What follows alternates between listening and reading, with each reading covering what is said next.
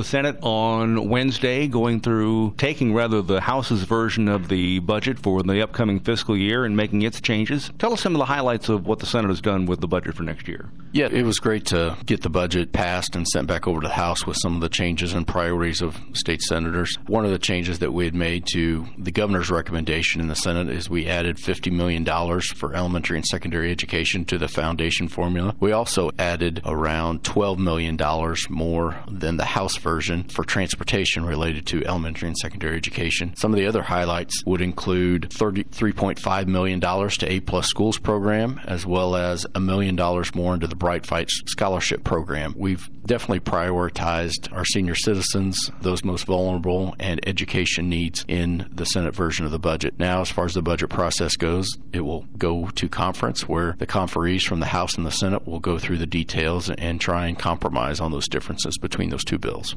I know over the years in talking to varying members of the Senate Appropriations Committee, they tend to say it's a little bit easier to budget when you know you don't have any money. And I know they went through the budget, the Senate went through the budget in 7 hours this week, which is pretty fast. So that tells me that this is pretty cut and dry as far as this is the money we have and this is where it has to go. Yes, I always describe the budget process as a marathon, not a sprint. The governor gives his recommendation on his budget initiatives. The House takes those recommendations and then comes up with their House version of the budget, then it sends over to the Senate. So it's definitely a lengthy process. Our budget is very lean. We think we've cut out many programs maybe that weren't operating very efficiently, and we want to make sure that your taxpayer dollars are used to the best that they can be. Other items this week, I believe there's another military bill, Veterans Benefits bill, that's making its way through. Yes, House Bill 1503 was heard in Veterans Committee today and voted out. The main premises of the bill is about small business loans, and it would require preference be given to veteran-owned small businesses when a lending institution is issuing reduced rate loans under the Link Deposit Program, a very important and positive program for our veterans that are trying to start small businesses. But we were also able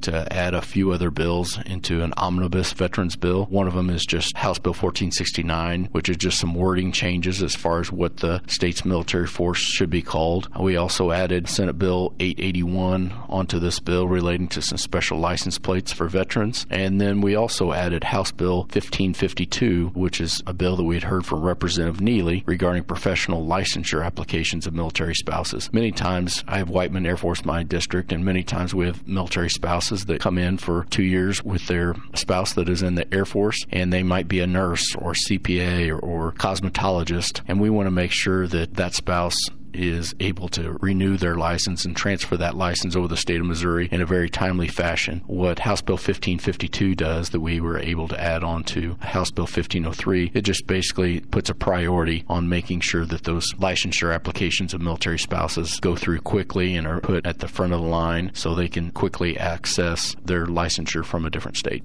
I know back to the floor there was another bill that addresses broadband, which is very important for rural Missouri. Yes, House Bill 1880 deals with broadband, especially in rural Missouri. Having quality, fast access to the internet is so important. And whether you have school-age children that need it for homework and research in their studies, or you're a business that's trying to advertise and promote and sell your product on the internet, having high-speed internet is of the utmost importance. House Bill 1880 is one of those bills that helps bring broadband access and high-speed internet to rural Missouri.